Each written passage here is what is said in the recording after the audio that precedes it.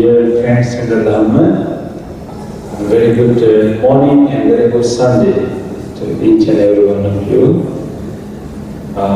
So today, on this Sunday, we are going to spend some time to learn the Buddha's wisdom, which can help us to relieve very common experience we go through these days.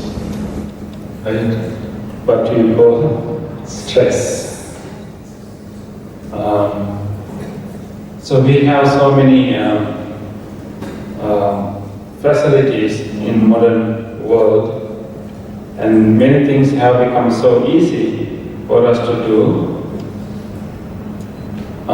So maybe about 100 years ago, even like a few decades ago, it took so much time for people to do even simple thing, right? And those days, people have to travel mainly from public transports, right? Even when we have to cook or prepare something, we have to start from the very beginning, right? We have to grind the ingredients and prepare the powder, and so there was so many things to do. But now there are so many ways, things have become so easy. It doesn't take much long time to cook a meal, right? You don't have to start from scratch. And even like those days, it took quite a long time to even go a small distance. But now we can go very fast, right? So many things have become so easy in our life. We can talk to a grandma, ask about their life, what kind of things they have to do. You want to get simple things done. Right? They have to wash their clothes. Now, how long it took, a mother to wash the clothes of all family members, right? But now things have become so easy.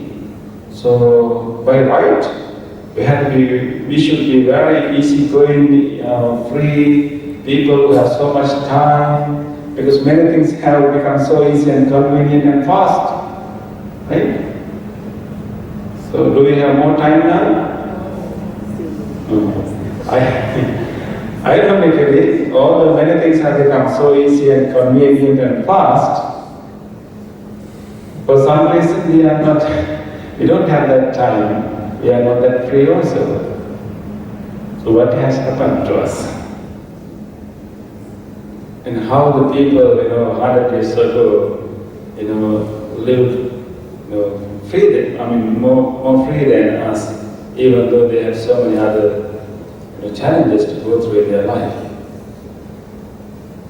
So that's something we can reflect, why we experience what you call stress. Right? So I would like to share with you maybe my own experience of stress, most recent one. Okay, so of course we all go through stress. It depends on how often we get it, and also how long we keep this stress. Sometimes stress is not necessarily bad, actually, because stress is like arising in our body and mind in a demanding situation.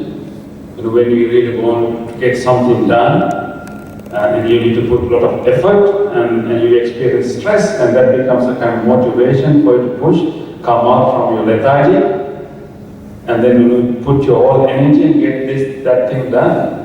So there are positive stress also in that sense.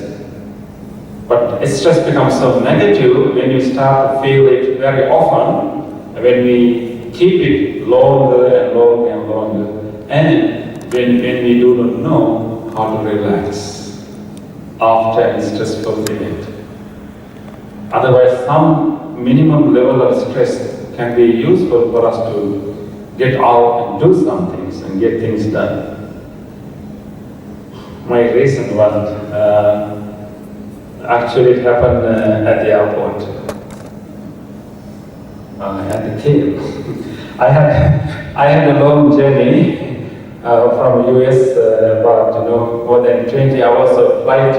I came to Sri Lanka. My transit was longer, so I had about 12 hours. So I went to temple and had a nice sleep.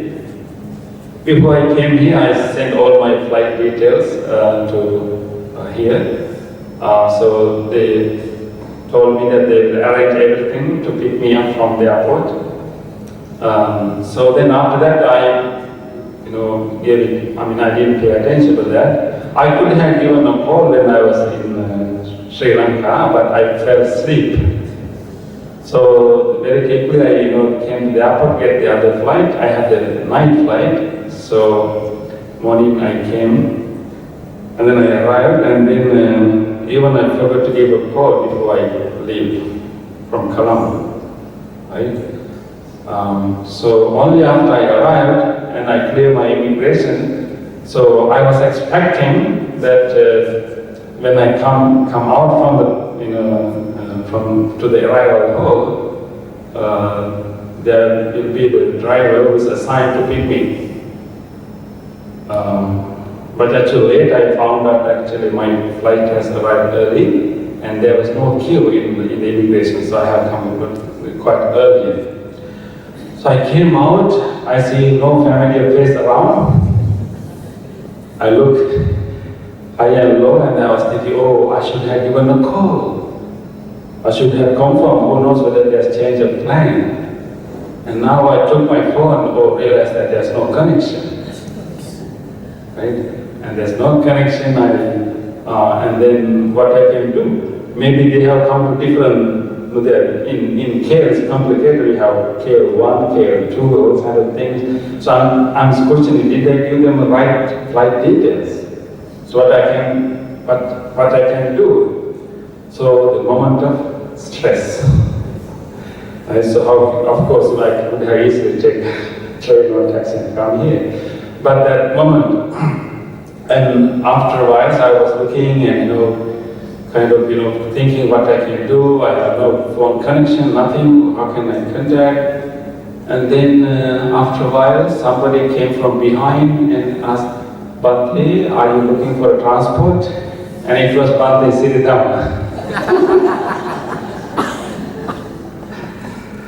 And so, of course, they have already arranged, transport, everything, even Bhante Siridhamma to receive me.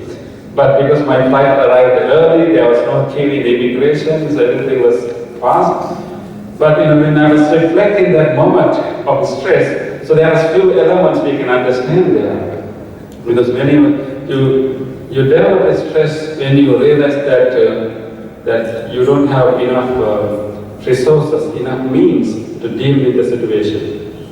That's one important element in stress. You have a demanding situation, and you need to face that, and you realize that whatever you have, your resources, your time, your ability, whatever is not enough to achieve that demanding situation, then we feel stress.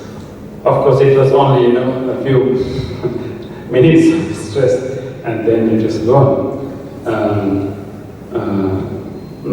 Don't misunderstand that, BME didn't arrange anything. Especially if Saint Bhante Siridhamma to pick me and the driver. But it was helpful for me to understand what are the elements of the stress.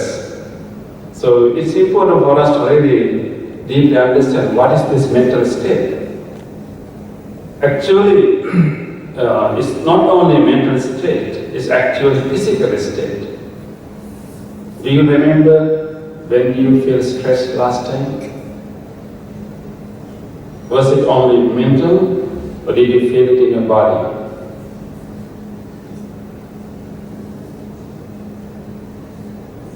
Our body responds to stressful situation. It's mainly a reaction from the body also, because there are a lot of changes happening in the body, but it's based on our interpretation of the event. So there are main 3 ingredients in stress. So we have a demanding situation. Maybe we have to do something very quickly, maybe there's a deadline, so there's expectation, you have to meet, so it's a demanding situation. And then there's an interpretation, evaluation you are doing. Can I really meet that demanding situation? Do I have enough time for that? Do you have enough resources for that? And you make that mental evaluation. And then once you realize that there's not enough, and you interpret that demanding situation as a threat, as a difficult one, and then as a result, there's a physiological response. There's so many changes happening over here. I think I don't want to go over that, you can learn it from many ways. There's a physical response to that, like what we call flight or fight or flight response, right? And then preparing our body for a quick reaction. And so that is experience in the body, but it's a result of mental evaluation of our resources, our time, in the presence of a demanding situation. So it can happen in our life at any moment, right? That is why sometimes you feel stressed, or like when you know that there's nothing else to do, like you have an important meeting to attend, and you are driving, then there are a lot of traffic. You're stuck in the traffic. Okay, so you're watching the clock. So what you can do? You can't fly, right? So there's a demanding situation now, and then you realize that you can't do much about it, and then as a result, you feel stress. So what we can do? So it can happen not only, in many other situations also in our life. When we have so many things to achieve in our life, when we have so many obligations to fulfill, we encounter this quite often. But what we can learn from the Buddha to deal with that? I think feeling stress is common for all beings, including humans and animals. And definitely, animals also experience stress. And that sometimes becomes their defense mechanism to save their life. But there are big differences between how animals feel stress and how humans feel stress. Animals feel stress in response to an immediate threat. Let's say a deer can feel stress when the deer see a lion or a tiger, right? And then that he recognizes it as a threat, and then stress means you stop all other function of the body, and then you get the power, and that is helpful him to run away. So usually animals feel stress when they have a real threat, immediate threat, visible, really complex situation. But as human beings, we are very good in imagining, right? So we feel stress not only when there's an immediate actual incident, we can feel stress due to an imagined situation. There's no immediate threat or incident right here, but we can imagine, what if he's late? What if there will be traffic? You haven't left the home yet. What if there will be traffic? Then I will be late for meeting, and then the people will be really disappointed on me, and then they will not give me promotion, and then I will not have enough money, and then it will affect my family, my kids, and college, and you can go again and again, and the whole day situation, you are still at home. Right? So the imagined situation, that's one difference. Animals, they don't imagine, they don't respond to imagined situation, they respond to actual immediate situation. So that's one area we have to pay attention to. How many moments we feel stressed when there's immediate actual presence of threat or demanding situation, or how many times we actually imagine or project and think as like what if, and then feel stress. And the second, that's also another difference. Animals, when they feel stress due to a demanding situation, they use that stress and they use the extra physical power or either run away or fight. And after the stressful event, animals can actually relax and live as if nothing has happened. Imagine a deer who saw a tiger and get stressed and start running and somehow he come to a safer area. After a while, he can simply roam about and start eating as if nothing has happened. He completely let go of that stress. But that will not happen in human beings. What happens in us, whenever we feel stressed due to a demanding situation, at that moment our body gets tightened. Our muscles just tighten because we are getting ready to give a strong reaction. And then the stressful situation is over. But without our knowing, we are not as good as animals. Without our knowing, we keep that tight muscles. And after a while, we develop different pains and strains in our shoulders and other parts of the body because these muscles get tightened and then we don't really take time to relax them. So animals can do it naturally. For us, we need some extra effort to purposely relax those muscles. So I think at the end of the day, we all have to release our muscles. Because there are so many demanding situations in the day that we need to get like this, right?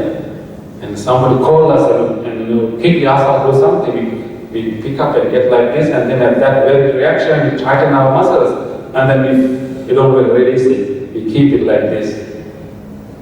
And imagine that if we develop that tightness over, then what's going to happen?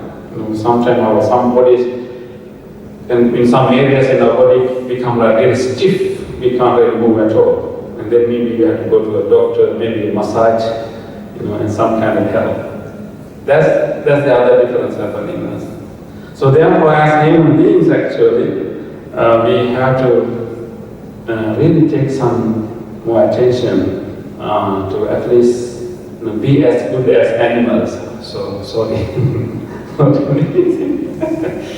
not be as good as animals, but be smart as animals, and not to have imagined threats, but only recognize the immediate threats and not to hold stress, tightness in our body. And so there are number of techniques that we can learn from the teachings of the Buddha. Actually, there are things that we can do to prevent stress from happening, and there are also things we can do to release the stress when we have them. But today, I would like to pay more attention to the things that we can do to prevent stress from happening. I will briefly go through what we can do when we are stressed and in order to relax, your mind. Whenever you feel stress in a moment, and I think it's always better to make a reflection. Remember, reflection, is it a real threat or an imagined threat? It's very important to remember. We respond not always to immediate actual threats. So is it a real threat or an immediate threat? Ask that question. And of course, maybe an immediate threat, you really have to, act fast and do something or sometimes we can take a moment to realize that no, it's not happened yet, right? And sometimes maybe we can have so many such imaging situations. So it's important to ask that question. That's one technique. And of course, there's always opportunity for us to purposely relax our tightness in the body as a way of giving ourselves some space. And one best way we can actually, whenever you realize that you are stressed, and if it is really demanding situation, if you can do something, go ahead and do. Let us say that we can't do anything about it. Just like stuck in the traffic, and you have something to achieve, but now you can't do anything. So what you can do? Or you keep on suffering all the way until traffic is cleared, and that's what you do. Or maybe you can see what you can do. Maybe you can give calls and settle things and inform them and whatever. And then once you take some actions you can do, whatever actions, there could be something that you can do, not to solve the whole situation. But something you can do. Once you do whatever you can do, then when there's nothing else you can do, you really have to learn to relax. And just wait what you can do. So how you can relax? Take a moment and take a deep breath in and then release. Actually the breath is the long deep in-breath gives a very important message, a signal to our whole body that everything is okay. May not be really okay, but for our body at that moment, our body can relax all the muscles. So remember to take deep breaths. And that's the one way we can actually deal during a stressful situation. Of course, after you have done something, some little bit of thing that we can do. I can share with you, I have so many experiences in the traffic. This happened long ago when I moved to US, and those days I was visiting different universities, meeting different professors, and want to find out whether I can continue my study. And one professor in the university actually so kind, and he was willing to consider my application. He even offered me an invitation to come to his graduate class to have a look and see how the graduate class is moving. That was a really kind offer. So, and those days I'm quite new to driving and new to the city. So I was so happy. So that day, so I was going, and in the US you have to drive. People all our devotees go together and train me to drive, so they can be free. So then I was going to the university, and in the middle, of course, without my knowledge, and there was a lot of traffic. And now the class started at 2 o'clock. So traffic started at 1:30. So now after a while it became 1:40. And then we got 1:45, and then I'm thinking, oh, what I can do? And this professor gave me such a kind invitation to come to his graduate class, and now I'm going to be late. Already it's 1:45, and I'm feeling stressed, and that will be so bad name for me. And the first day he asked me to come to the class, I'm late. That's not the good sign of a student. And he will have a really bad impression on me, and all kind of thoughts and stressful feeling. So what we can do, when I'm stuck in the traffic, there's no way actually even I can make a call. I didn't have any telephone now or anything. So what else we can do? So I decided, okay, nothing else I can do. So only way is just let things happen. So I quickly, first thing I did actually, I quickly switch off the clock in the car. But that is really making me really stressful, For 1:45, 1:46, 1:47, every time when I say that, it really gives me another dose of cortisol. That is not comfortable, right? So what you can do? So I just switch it off, so I don't see the clock at all. So I thought, okay, it is my interpretation to say that, that my professor will think very bad about me, he'll be upset and whatever. That's my impression, my interpretation. Who knows? Who knows whether I will reach on time? Who knows the class will be late? You never know, you cannot predict anything. So I decided I switch off the clock and just move through the traffic, and whenever I arrive, I arrive. And I have no pressure now. I already given up that time limit. Whenever I can arrive, I arrive. And after I arrive, I will figure it out what I can do. So no point of imagining all the worst case. So I step it and then slowly move, and then I think I reached the place about 2:15, and then I went to the university, and then I have no guts to enter the classroom. So I'm 15 minutes late, right? It's not polite. So I waited in the hallway. So there's a bench, I was sitting and thinking what I can do. And then suddenly another professor happened to pass by. And so I was, as soon as he saw me, he said, "Are you a monk?" I said, "Yes, I'm a Buddhist monk and I came for this professor's class. Unfortunately, I'm late." And that happened to be a professor who has met His Holiness Dalai Lama a year ago. And he was very interested in Buddhism. He said, "Okay, why not come to my room? I will show you a picture I took with Holiness Dalai Lama." And so he brought me to her room and showed me that picture, and we had a nice discussion. And then he told me, "Okay, since you came to the class, let me bring you to the class." So this professor came together with me and knocked the door, opened the door, talked to the professor, "Here is your student," and let me in. And nothing happened, nothing big happened actually. So in fact, I was able to meet another professor, and it was another relationship with that professor.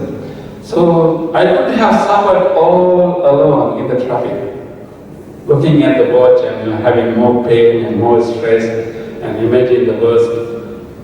But it turned out to be something completely different. So I'm not telling you that every time things will be better than you expected. Really you miss things. There will be consequences. But at least if you can live that time freely, relaxedly, and then you can have more clarity in your mind when you want to decide what to do. So we need to use our breath and then relax during those times. But then of course there are many other things we can do to prevent stress from happening. And one important advice from the Buddha to make our life simple. When we want to do so many things, and that's one main reason that we feel stressed. We want to do so many things, so many agendas, so many projects. Definitely we feel stressed. So one important benefit of having a moral life, we observe the 5 precepts, right? The 5 precepts, that moral life is actually bringing a simplicity to our life. And all these moral behaviors are not to control us actually. These moral behaviors are to make our life simple and easy. If you are a person going around and cheating other people, like lying and cheating, and how much complicated your life going to be? Because you have to remember all the lies you are telling to different people, and there will be repercussions. That you have to be ready for that. There will be so many black flashes, and life will be so difficult. Not to talk about the 3rd precept. If you have relationships, unfaithful relationship, that life is going to be so complicated. And so all these precepts are helping us to make our life simple. And then further we can make it simple, and then we can set the priorities in our life. What really matters. And give priority to that task, and then give the secondary place to other tasks.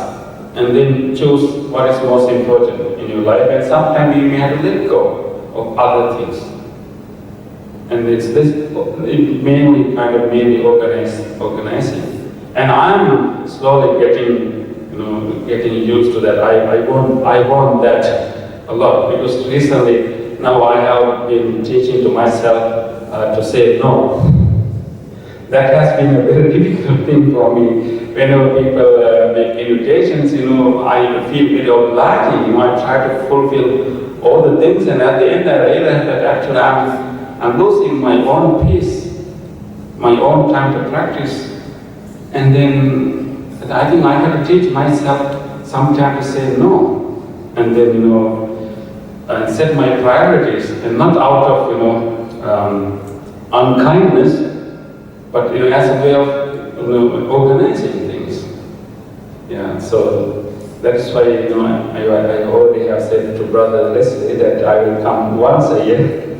Here in the world will come maybe twice a year, but try 3 times a year. But I had to teach myself to say no, I will choose the priorities, and then otherwise we will not be able to continue. So that's what we can do. The moral life and making our life simple and setting priorities is very important, and that's the Buddha's advice.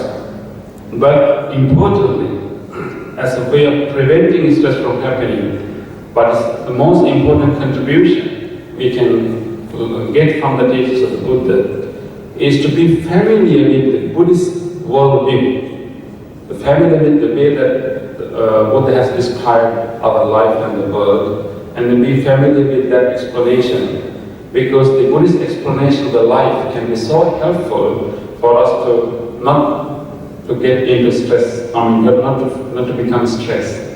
Because if you really understand the teachings of the Buddha, what Buddha is always teaching us is the impermanence of the reality, and also importantly, non-self, which means we will not be able to own or control people, situation as we want. That very need of control is a very important factor to create stress in our mind. Need to control.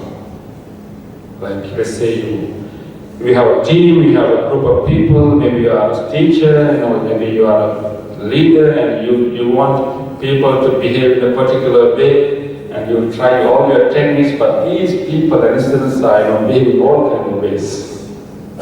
But not everyone actually, some of them, right? So we'll be able to influence and manage and control to a certain level, but we will never be able to control everything the way we want. We need to accept it as a fact. And we may not be able to control everyone and every situation completely. So you have to give some room for uncontrolled part, and that is okay. That's okay. So learning what we call 3 characteristics: the impermanence, and of course unsatisfactoriness means actually imperfections in situation, and then non-self. There's a very interesting way of putting this by a person called Ruth.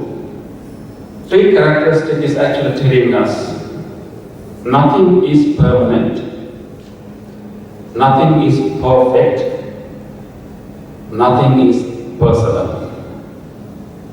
Okay. So nothing is permanent, nothing is perfect, nothing is personal. And that is completely okay. And that's a very important mantra you can say. And that is 3 characteristics, and that relaxes your mind. That relaxes your expectations, your strict expectations, your sense of control. That doesn't mean that we stop, teaching others, managing things. But you kind of give some room, you relax your expectation, you loosen your expectation, and that little loosening can give you enough room to accept the situation.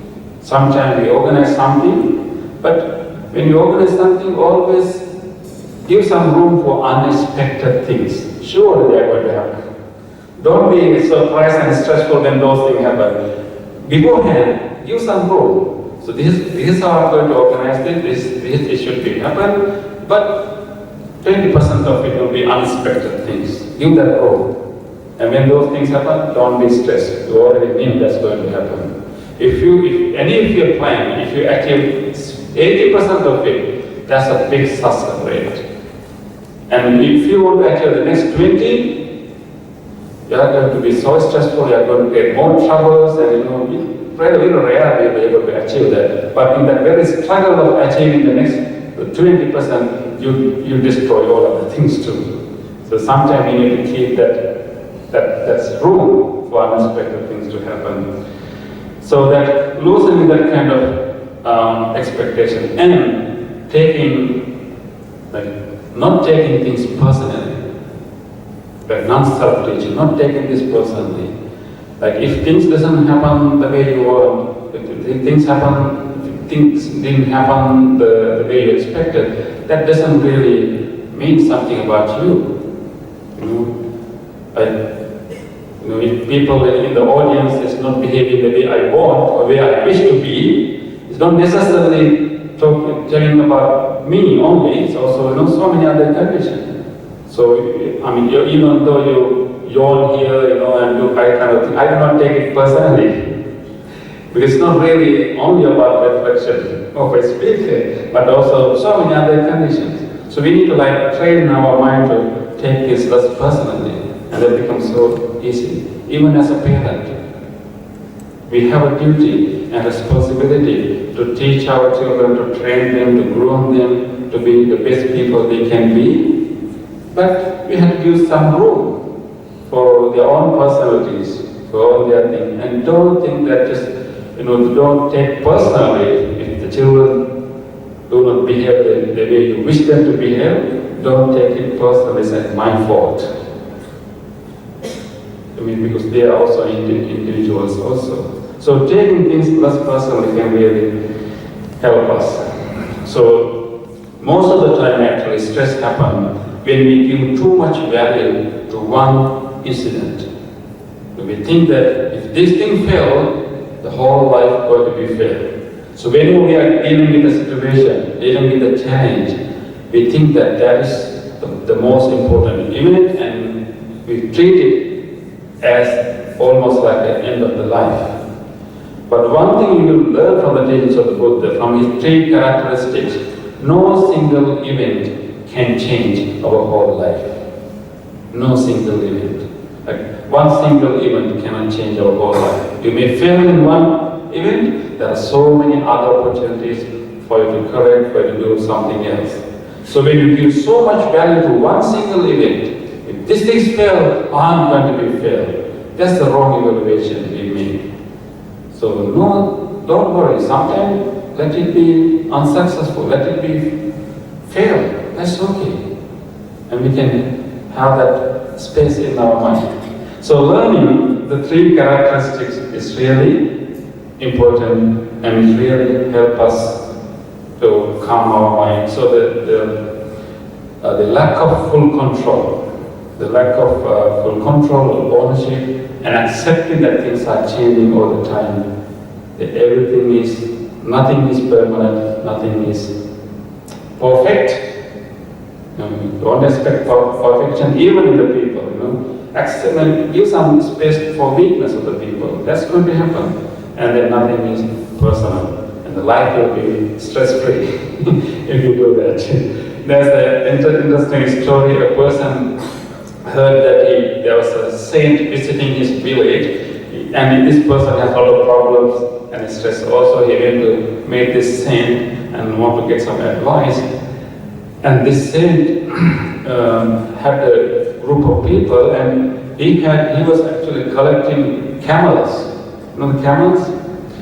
And he had about 100 camels. So this villager came to this saint and asked, can you please give me a piece of advice to make my life stress-free and calm and peaceful? And the saint said that, okay, it is evening now, I can give you teaching tomorrow, but you have to do me a favor. Can you help me to take care of these 100 camels? There are 100 of them. You have to make sure that everybody sit down before you sleep. I want everyone of them to sit down and calm and settle in their yard, and only then you can go to sleep. Please take care of them. Make sure that everyone is sit, before you sleep. He said, okay, not a big deal, I can take care of them. So, as a way of helping the saint, so he took that job, and throughout that, so the night passed. The next day morning, when the person comes, they said to us, oh, I hope that you had a good sleep last night. Then he will say that, no, master, I have been awake throughout the night. Because some camels sit by themselves, And others, I really had to push them to sit down. And when one group of camels sit down, others have already stand up. So when I somehow managed to make them sit, another camel is standing up. So all the while, at least 1 or 2 or 3 camels will be standing up, and there's no point in the night that everyone was sitting. And then say that is the lesson I really want to teach you. You will not be able to solve all your problems, and don't expect to solve all of your problems. There will be problems that will settle by itself, by the camels just sit down by themselves without your effort. But there will be problems that you need some action, then that this will be settled by the camels who sit down only when you ask them to do. But there will be problems that never go away whether you make an effort or not. You just have to give it time for this to pass. And so don't expect all the camels to sit down to sleep. And then there will be some problems in our life, we have to accept it. And that is the imperfect nature of the life. What the Buddha called dukkha, unsatisfactoriness. Again, nothing is permanent, nothing is perfect, nothing is personal. And if you accept that it's completely okay, our life will be stress-free. Thank you.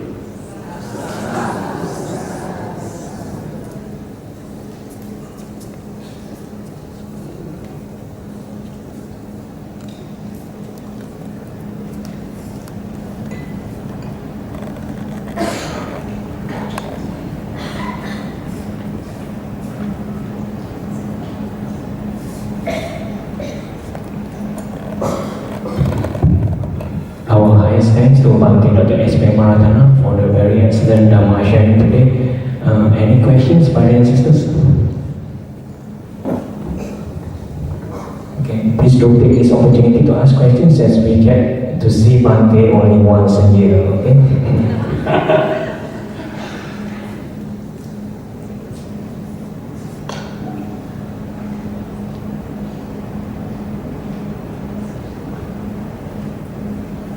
Yes, sister.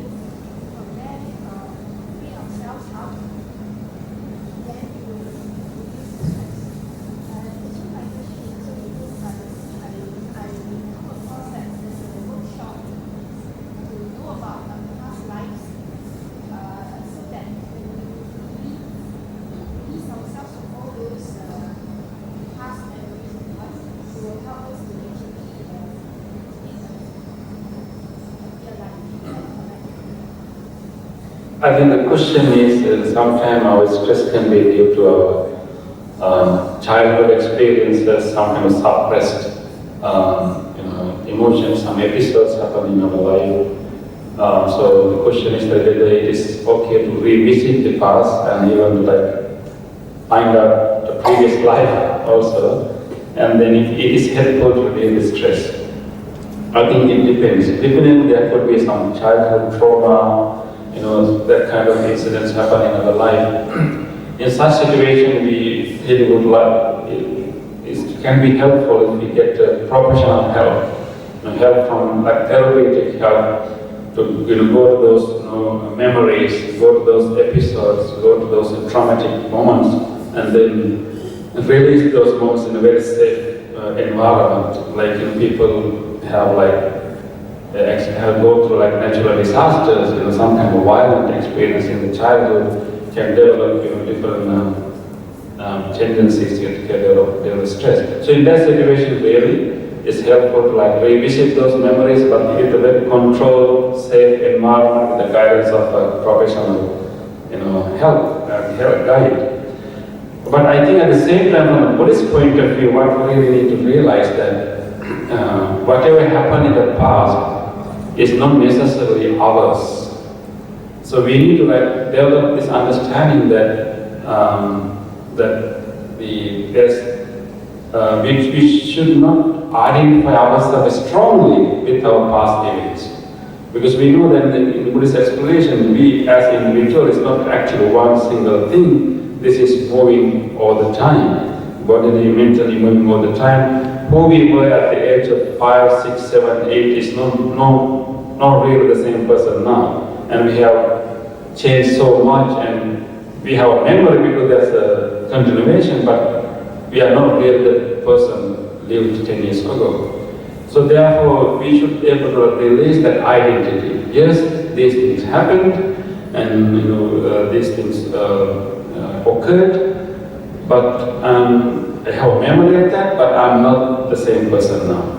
So when we disidentify with the past self, it will be much easier for us to release the stress and get rid of the habitual patterns. So, like again, nothing is permanent, and we are not the same every time. So whatever happened, we should not necessarily closely identify that was me, and now is also the me. Not really. That was a different self, and that self keeps on evolving. Now it's a completely different self, and this self is also open to change and reform. Yeah, this identification can be so helpful.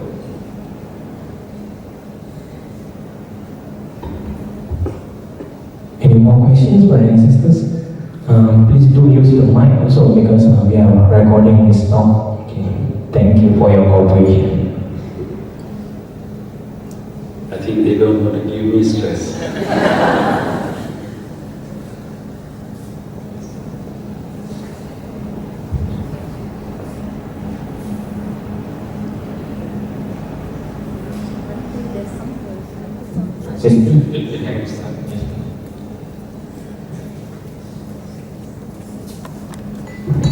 Nightmare considered stress?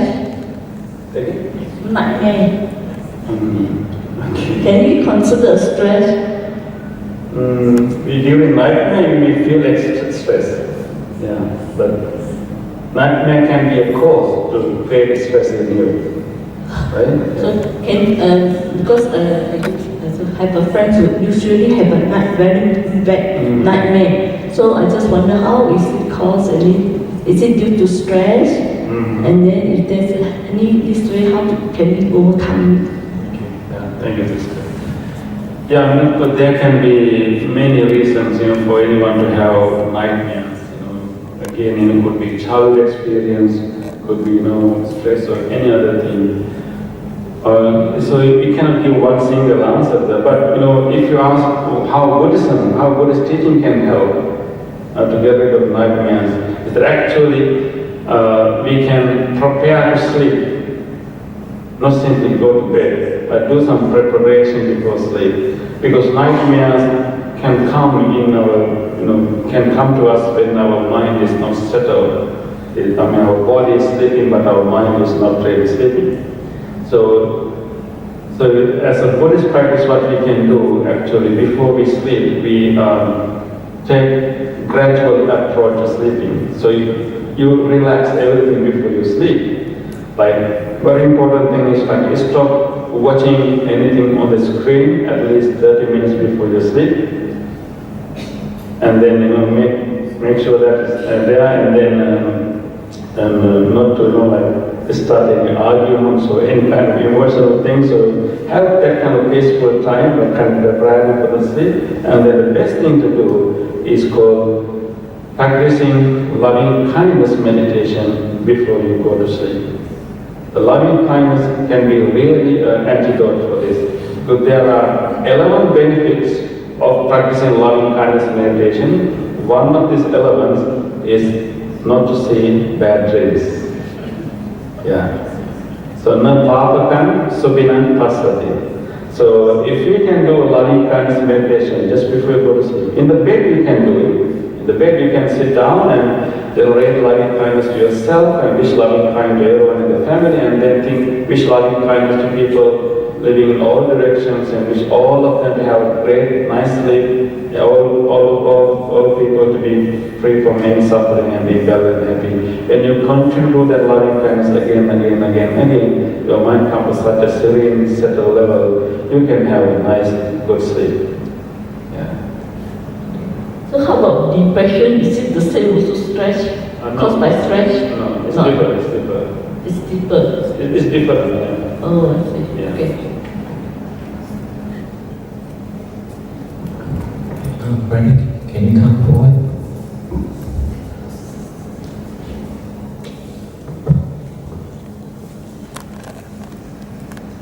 Morning, brothers and sisters, and Bhante. Okay, I think in reality, in business, right, great things can accomplish with the plan and not enough time. Otherwise, people take a sweet time and nothing get done, you know.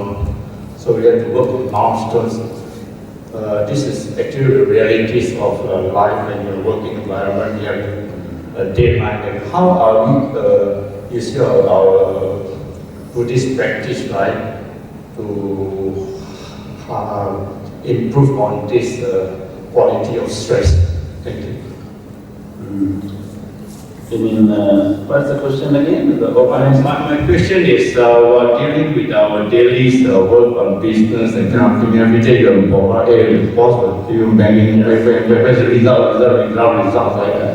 But you know that you have a plan already and you have time to work on it. But of course, in between a lot of obstacles and the stress all coming in, how are we, especially get support from team members, as leaders and those kind of things? How can we use our Buddhist practice, right, to work for the better, to de-stress the situation, to get the ultimate result? Thank you. Yeah, definitely we have to set goals and and plan, and definitely that has to be done. But I think the problems comes when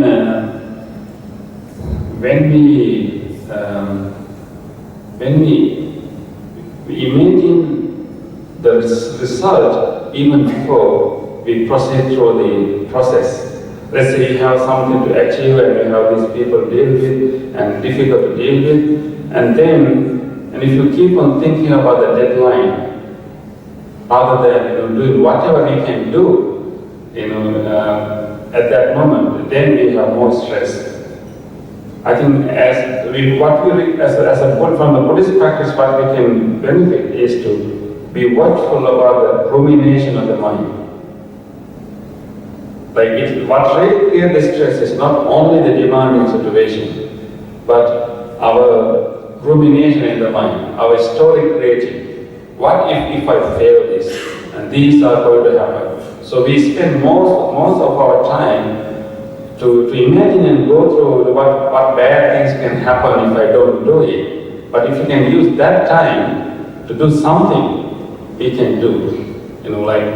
Whatever we can do during that time. So from the Buddhist practice, what we really can learn is to watch our own mind and keep our mind simple and not to overthink. Yeah, so that's what we can learn from the Buddha's teaching, not to overthink. Keep on executing the plan, keep on meeting the challenge, but not to overthink, because that overthinking is the one actually creates more stress. Then it becomes so difficult to deal with, even with the other people. So keep that is open, control the overthinking and rumination and watch your mind, and then do whatever you can do. And then always have some room to unexpected things. Yeah.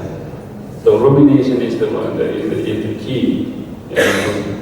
Increase the stress. We can stop that with watching our mind with our meditation practice. Yes.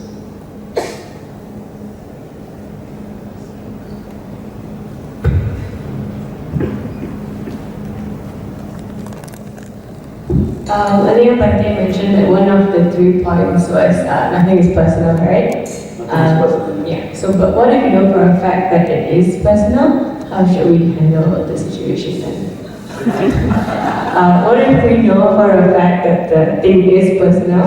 Yeah, then how should we handle it, the situation?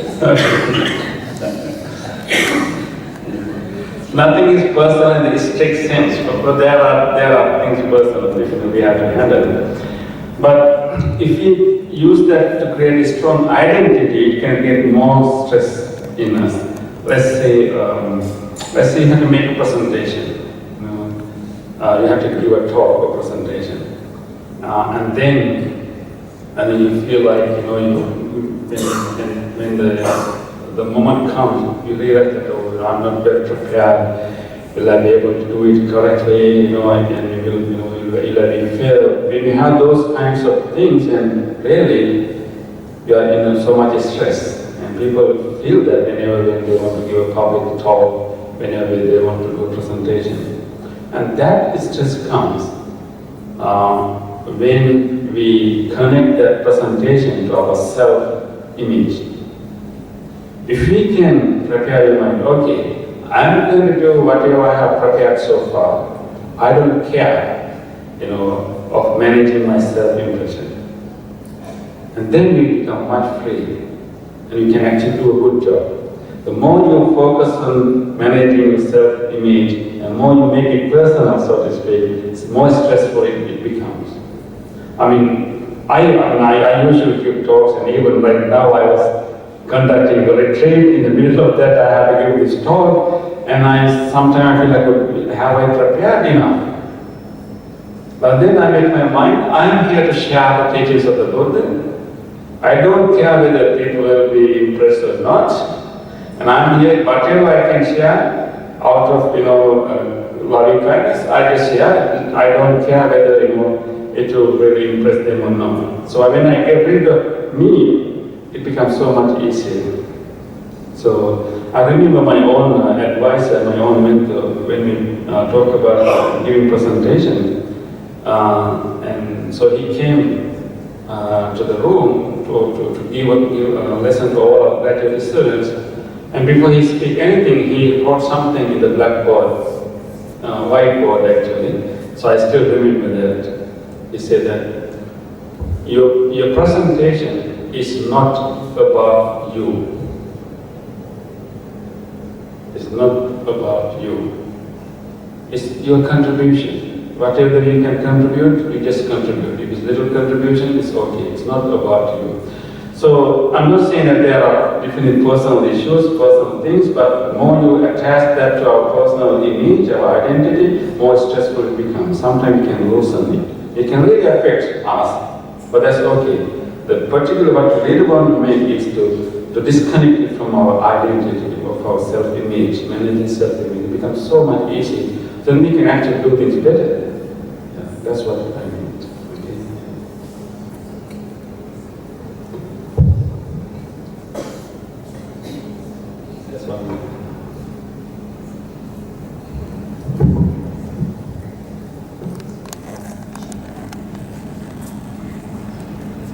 So this is like an extension of a question about making it personal, and also relating it back to the sister who talked about past life regression, about dealing with trauma.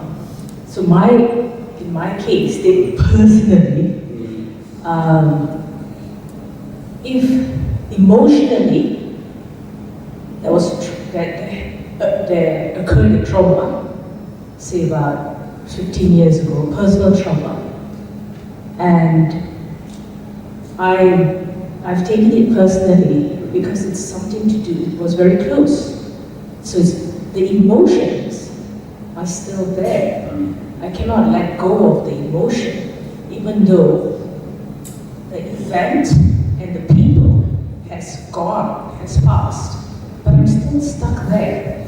And in terms of identification of self, I'm still identified there, even everything is gone.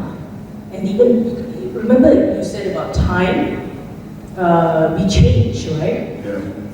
But I know I've changed, but I'm still I associate a lot of things about my own personality. I refer to that time. So I'm finding it very difficult to actually let it go, because there's some form of regret, and I'm making it personal. So even if I say I'm not the same person today, I'm thinking, oh dear, I've lost that because of how I behaved. So how can I move forth from that? Because there's so much of memories and trauma and everything. Thank you.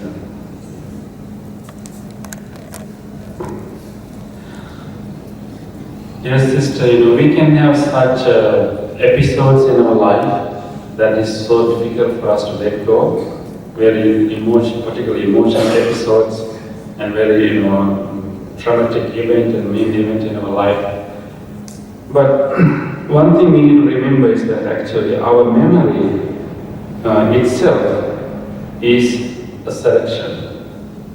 When we think about memory, we may remember so many things about what happened in our life, but that is not really an accurate or balanced record of what happened.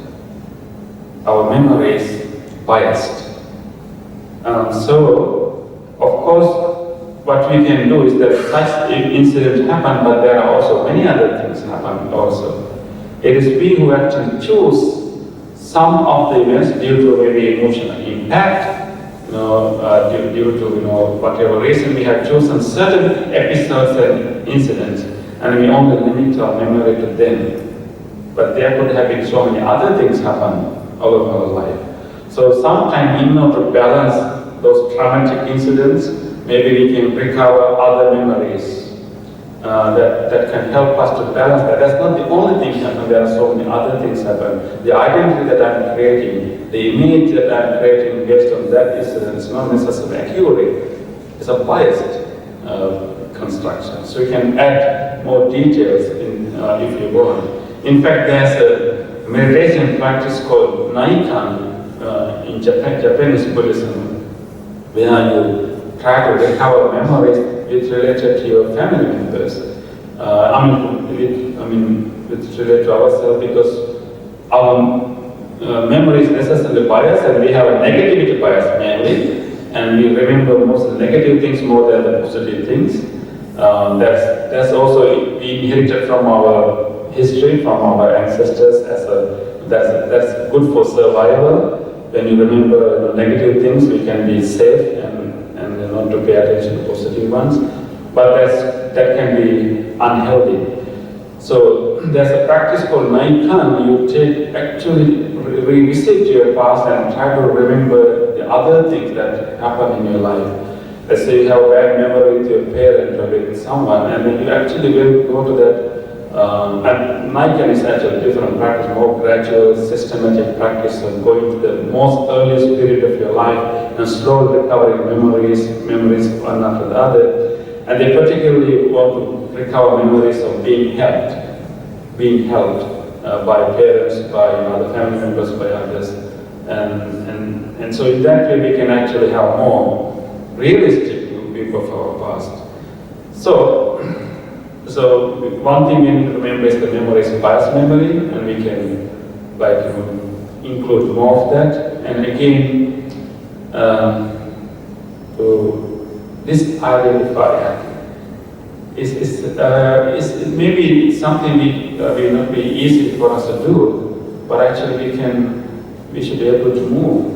It's like moving ahead, moving ahead. So many things happen in the past. Whatever happened has brought us to where we are now, and we keep moving. And those things did really happen, but there's a less connection. The more we proceed in our life, there's less connection. And no matter what happened, one thing we really need to remember is that we can't fix the past.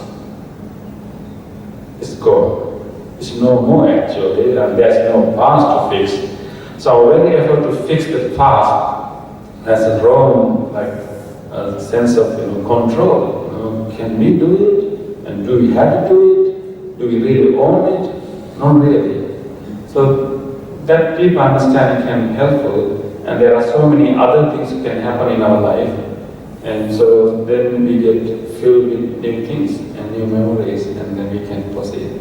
So it may be hard, but it may be hard to disconnect, not really complete disconnecting from it, but you know, you can look at your childhood photo, a cute baby, you know. So you know that was how you were in the age of 5, right? But do you show that photo to someone, you know, when somebody asks you to give you a profile picture? Some people can do that. But you all know that baby was, you were that baby a long time ago, but now you are different, right? So it's not really forgetting completely, but creating a distant connection. Like now I have a new self, and eventually, it's okay when you reach like 50, you always give your picture of 30 years old. That's where you like to stay. But we can actually create not a strong connection. See, it is connected, but I'm not exactly the same person now.